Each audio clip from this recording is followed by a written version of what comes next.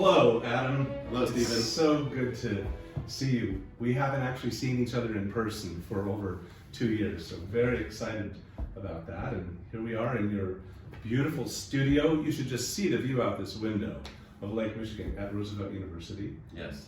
So excited that you'll be joining the Champaign-Urbana Symphony finally to play Rachmaninoff's Rhapsody on a theme of Paganini. But why don't you first just introduce yourself? Sure. Well, hello everyone. Adam Neiman here. As Stephen said, we're sitting in my office at the Chicago College of Performing Arts at Roosevelt University, which is right in the heart of downtown Chicago. I've been a Chicago resident for now about 7 years, but I'm not originally from here. I've moved around a lot, so I've lived around the country, spent a lot of my sort of early career years on the East Coast in New York.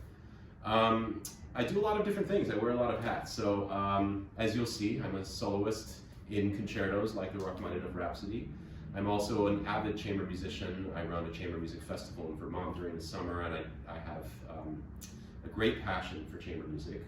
I play solo recitals. I'm also a composer, and I teach and administrate. So it's just one of those situations where, like a typical musician these days, you kind of wear as many hats as you need to wear. That's right. To get by. That's right. And you're a multifaceted musician. Try to be. Excelling in many areas. Thank you. And we've had the pleasure of doing a couple concertos together so far by Grieg and Chopin, and now we've gone to Rachmaninoff. Yeah. And though we've never done it together before, I just have a sense that you have a very deep feeling for Rachmaninoff and his music. He's probably one of the closest composers to my heart. Always has been. There's just something about the sound world he occupies that has just grabbed me really at the deepest level. You know, some music I think titillates the mind. Yeah. Some music really reaches out and grabs you. For me, Rachmaninoff is one of those few who does both at the same time. His music is so interesting, so I'm always fascinated by the craft and how he puts things together. And there's real thought behind everything that he does, and particularly in the Rhapsody on the theme of Paganini, there's so much craft that went into the construction of this masterpiece. But then at another level, it's like you can ignore all of that, all of the interesting stuff, and just enjoy it on a visceral level. His music generally has extreme appeal, like sort of external appeal, but that is wrapped up with a very soulful character of his music. And I think that's reflective of the man himself, everything we know about him. Yes. I happen to have met a number of people who knew him well. Some of my teachers got to interact with him, and of course I've read as much as possible to read about him. And you know, from everything I can glean, Rachmaninoff was a very soulful person. He was spiritual, he was kind, he was generous, very thoughtful, very sober kind of person, but at the same time what's not always apparent by the photographs, in which he always looks very severe, is that he had a great sense of humor as well, which comes out beautifully in this piece. Yes, there's whimsy and soulfulness and singing and brilliance, all in this Rhapsody. Well, it's a bit hard to know if Rachmaninoff would have always been that way had he stayed in Russia, but it seems certain that his character was very much influenced by having to leave his homeland forever. Very much so. I think he is a perfect example of what happens when nature and nurture sort of maybe clash. I think by nature, Rachmaninoff was what we might describe as a romantic.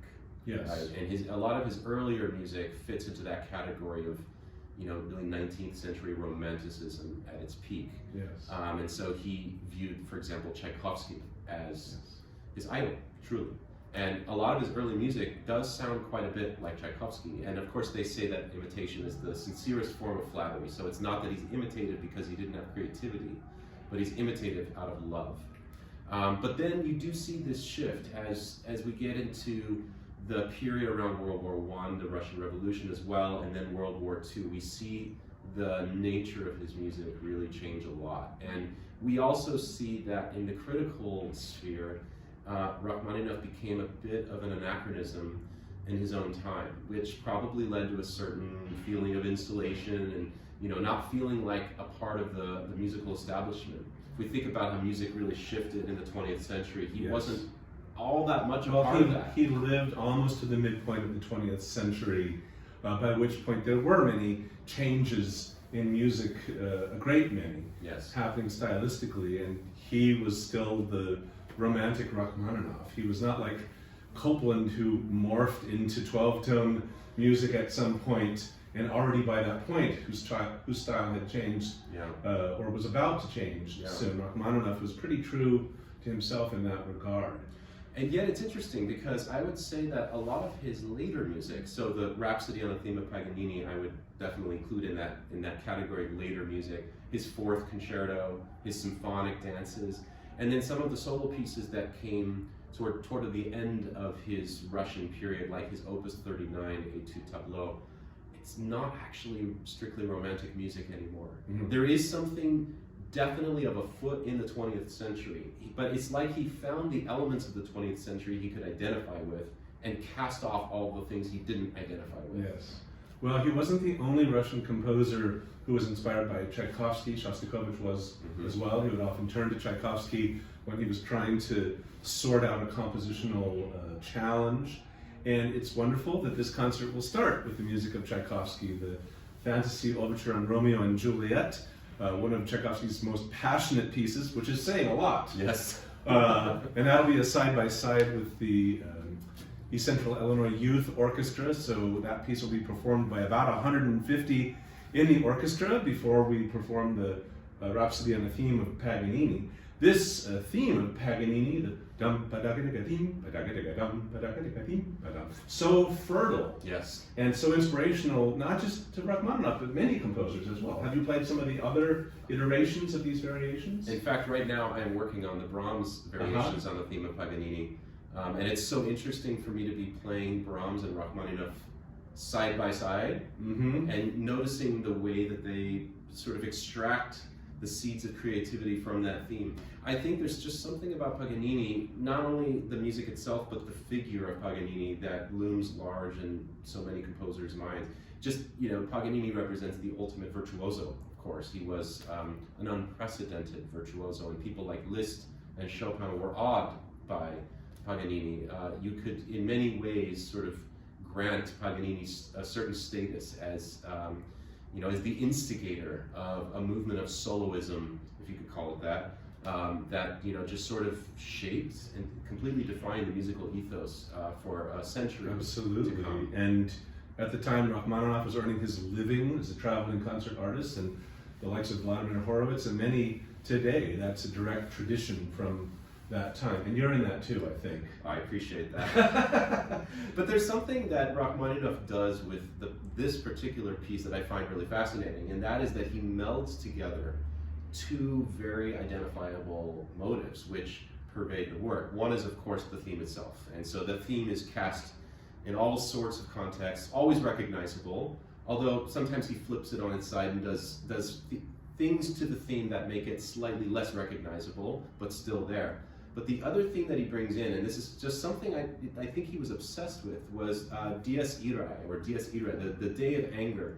And this is actually a modal chant from the Catholic Mass that, for whatever reason, just makes its way into one composition after another. It appears it's a leitmotif throughout a number of his compositions. Yeah. That's true. And it's the chant, a rhyming chant.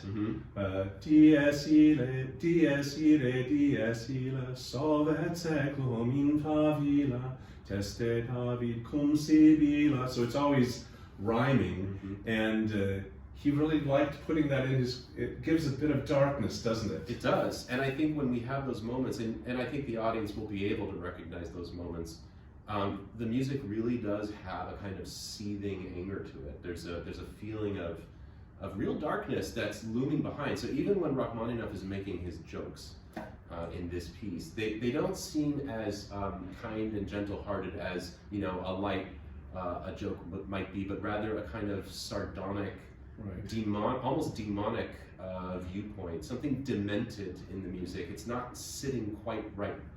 It's, I think, also from the people I've known, rather typically Russian to have coexisting in one person the sort of character that Stravinsky described as being a 6.5-foot scowl. Yeah, yeah, that was a great description of Rachmaninoff. He, by the way, for those who don't know, he was 6'6".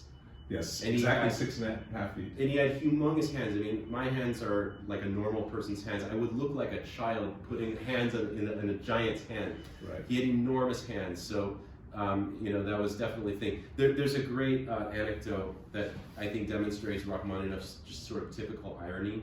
So the famous 18th variation of this piece is, you know, perhaps Rachmaninoff's most famous theme, probably ever. Yes. And it's so beautiful, and it's so lush and romantic. And it's so atypical for this period in Rachmaninoff's compositional life. Like, he really wasn't writing this way anymore. So the story goes that his one of his friends asked him, like, "Oh, Sergei, where did this come from? We haven't heard this kind of beautiful, lush romanticism from you in a very long time." And he just sort of sardonically replies, "I wrote that one for my manager." That sounds like something he would say, but you know it's not exactly true. Yeah, I'm sure it's not. I'm sure it's not. Right. Well, just to hear that famous music, that alone would be a great reason to attend this concert. Yes.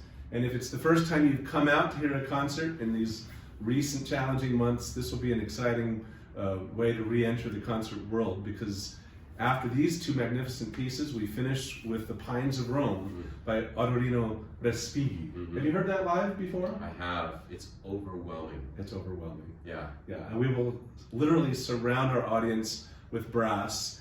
And you have three composers here who are masters of handling the symphony orchestra. Yeah.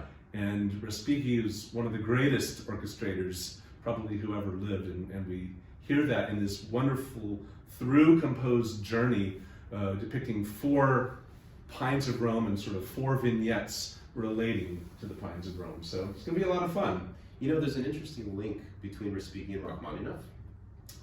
Go ahead. Yeah. I would hope I could figure it out in a little bit of time. Yeah, well, there was actually a personal contact. So first of all, they admired each other. Mm-hmm. Rachmaninoff wrote a series of études tableaux, or étude pictures, which are some of his most magnificent piano compositions. Respighi actually contacted Rachmaninoff and asked his permission to orchestrate a handful of those études tableaux.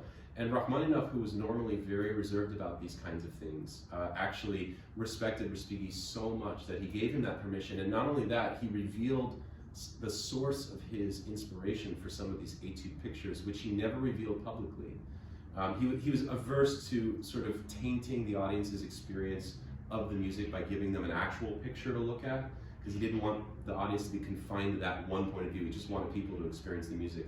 But he actually furnished Respighi with that sort of insider information. So it's very interesting, and apparently he was very pleased by what Respighi came up with. Well, I know you adore those études tableaux. I believe I've heard you play at least one of them as an encore in the past, and who knows what you might choose to do at this concert. You'll just have to come and find out. Wink, wink. Exactly. Thank you very much, pleasure. Adam. Looking forward to April. As am I. See you there.